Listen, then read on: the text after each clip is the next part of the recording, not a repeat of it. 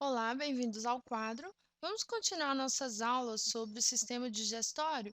Nessa aula, falando um pouquinho sobre a digestão no estômago. O que acontece quando o alimento chega no estômago? Sendo que já aqui no estômago, nós vamos chamar aí o bolo alimentar de quimo, ok? Então, quando o quimo está aqui no estômago, o que acontece? Então, começando, então, eu tenho aqui uma pequena imagem mostrando para vocês a localização do estômago, né? Ele fica aqui mais voltado para o lado esquerdo do nosso corpo, e o estômago, ele é a continuação aí do esôfago. Então, o esôfago, ele termina aqui no estômago, sendo que existe um esfíncter, que é chamado de esfíncter esofágico, que é o esfíncter que vai controlar aí a passagem do bolo alimentar do esôfago para o interior do estômago.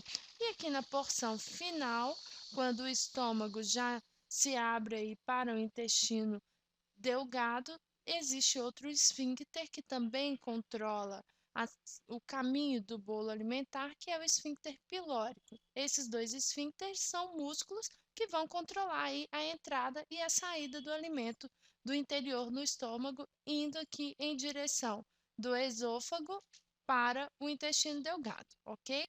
Bom, aqui na parede interna do estômago, nós temos as chamadas glândulas estomacais.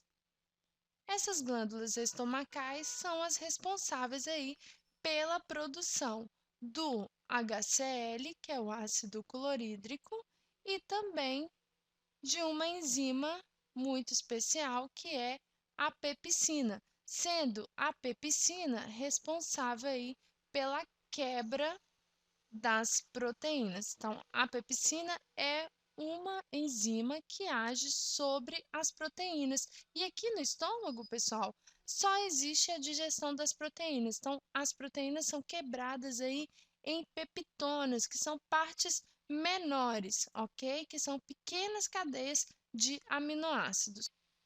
O HCl é muito importante porque a pepsina só atua em pH ácido, tá? O HCl permite aí que o pH do estômago gire em torno de 2. Não vou colocar mais 2, não. Gira em torno de 2, um pH ácido, ok?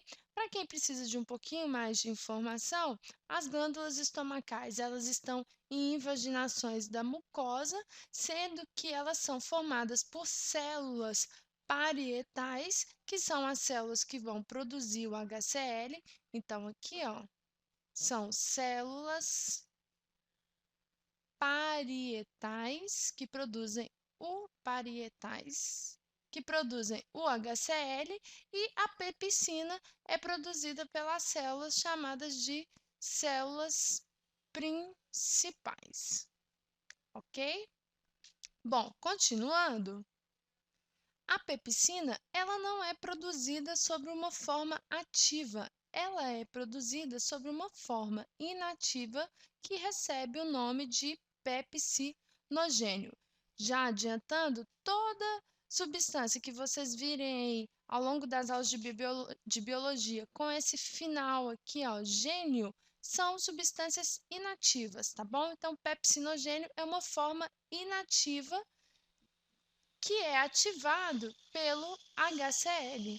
Quando em contato com o HCl, aí sim o pepsinogênio é convertido em pepsina, que é a enzima ativa que agirá sobre as moléculas de proteína.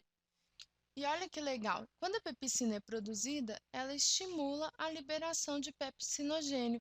Esse processo é classificado como feedback positivo, ou seja, toda vez que a produção de uma substância estimula a liberação da substância reagente, nós chamamos de feedback positivo. E quando somos bebês? Quando somos bebês, existe uma enzima especial, que é a renina. A função da renina é coagular o leite. E por que coagular o leite é importante?